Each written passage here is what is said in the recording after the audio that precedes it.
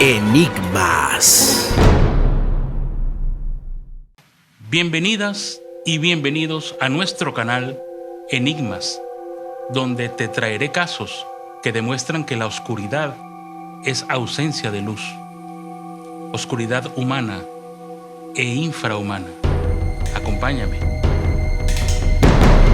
Pedro Rodríguez Filo fue un asesino de traficantes, pederastas y violadores.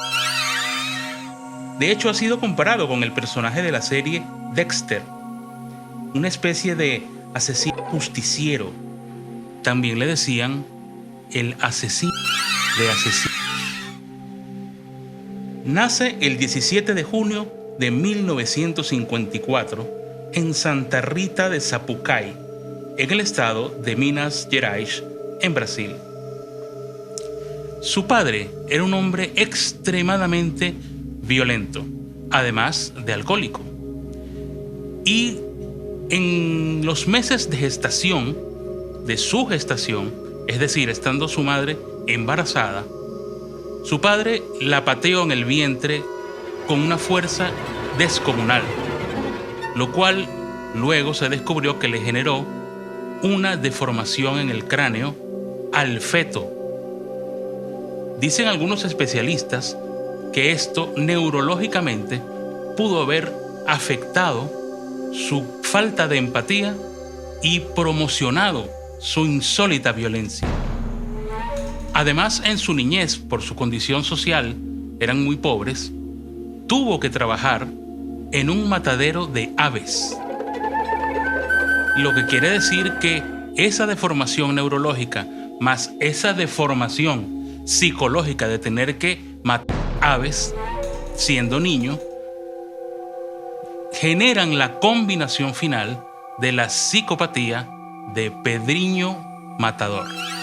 Tuvo que ir a las calles a robar y a hurtar porque eran muy pobres. No obstante, su padre consiguió un trabajo estable. Pero en determinado momento, su jefe lo acusó de robar comida y lo despidió. Pedriño Matador, con solo 14 años, consiguió una escopeta, se presentó en el trabajo de su padre y asesinó al jefe de su padre, que lo había despedido de un tiro en el pecho. Esto no es todo. Días después, averiguó quién fue el que había robado comida, se presentó y también lo asesinó. Era un guardia de seguridad de ese establecimiento. Comenzaban los crímenes de Pedriño a los 14 años de edad apenas. Se comienza a juntar con narcotraficantes de la zona de su pueblo y se empieza a meter en ese negocio por necesidad, no por convicción. Y es cuando comienzan los primeros asesinos. ¿Por qué? Porque al parecer él era muy bueno en ese negocio, pero todo adversario que se encontraba lo asesinó. Y no eran asesinos comunes, eran brutales, eran bestiales, eran muy sangrientos. María Apreciada Olimpia era la expareja de un narcotraficante. Ellos se conocen en medio de estas movidas narcos, se enamoran y establecen una relación de pareja.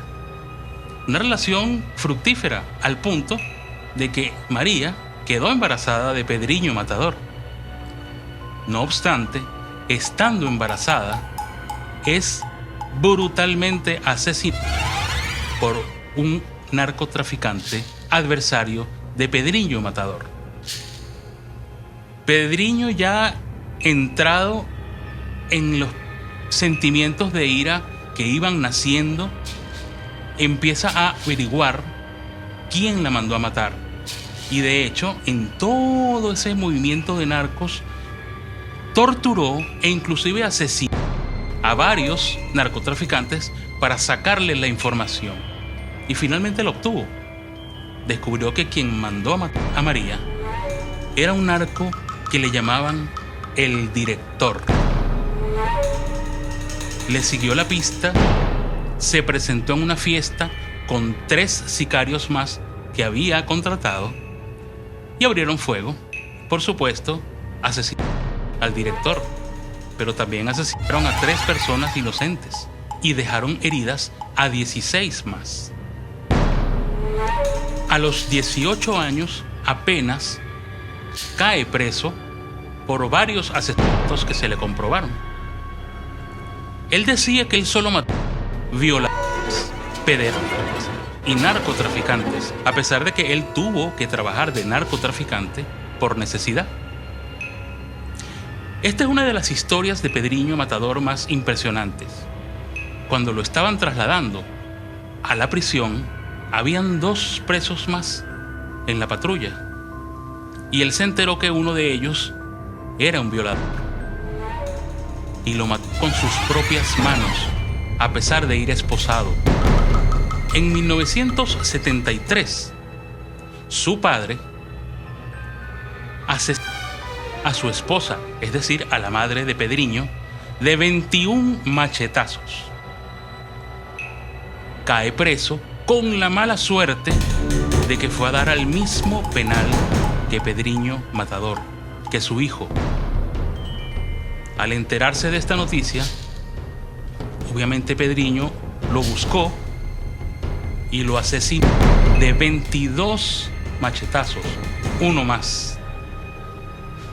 Le abrió el pecho, le sacó el corazón, le mordió un trozo y se lo escupió en la cara al cadáver de su padre. La fama de Pedriño Matador en el penal ya corría por los pasillos. Como él solo mataba pederastas, violadores y narcotraficantes, parte del penal lo veía como un justiciero y lo admiraban, pero la otra parte del penal lo veían como una amenaza y querían sacarlo del juego. Al punto de que en una oportunidad es atacado por 5 presos armados con chuzos y objetos punzocortantes. La fuerza física de Pedriño era tal que mató a 3 con sus propias manos sin estar armado, y a otros 2 los mandó al hospital.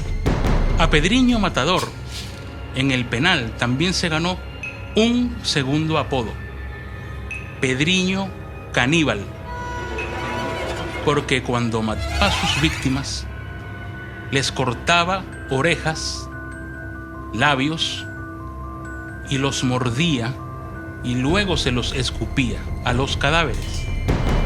Él dijo años después en entrevistas que él no se tragaba las orejas, solo las mordía.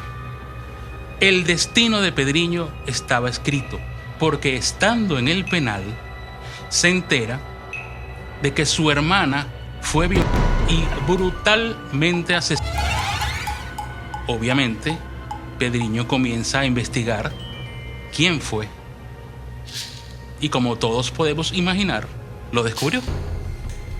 Paradójicamente, fue un reo con quien él había tenido una ligera amistad en el pasado. Y como podemos imaginar, amaneció decapitado. Durante todos los años que estuvo preso, se le contaron 43 asesinatos dentro del penal.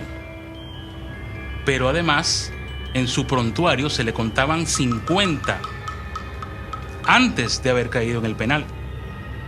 Es decir, si recuerdan bien, antes de su mayoría de edad, siendo un adolescente, cuando estaba en el mundo del narcotráfico. Dato pintoresco: tiene en un brazo un tatuaje que dice "Mato por placer". En 2007 es liberado por la modificación del Código Penal de Brasil. Fue liberado con 53 años. No obstante, en 2011 vuelve a caer preso por porte ilegal de armas. envuelto en unas protestas universitarias. Caso extraño. Sale libre en 2018. Es decir, está libre en este momento. Unos amigos lo asesoran, ya en libertad, y abre un canal de YouTube. Se llama Pedriño Ex Matador, en el cual le da consejos a la juventud de no a la violencia, de no a las drogas y de que no sigan el camino que él transitó. De hecho, publica un video donde está siendo bautizado en la religión evangélica. Este canal llega a tener 250,000 suscriptores y hasta escribió una autobiografía, un libro de su autobiografía. Es decir, se convierte en una especie de celebridad sangrienta, contradictoria, justiciero versus asesino, sanguinario versus hombre regenerado, y en la actualidad sigue con su canal de YouTube. Se volvió a casar, por lo cual no hace muchas presentaciones públicas porque dejó demasiados enemigos en el camino. Ahora yo te pregunto, ¿te parece justo que un monstruo sanguinario, por el simple hecho de decir que mató solo violadores y pederastas, ahora sea una celebridad en las redes? Dime tu comentario aquí abajo. Dime si conocías el caso. Suscríbete al canal, danos like y comparte este video. Nos vemos en una próxima oportunidad. Enigmas.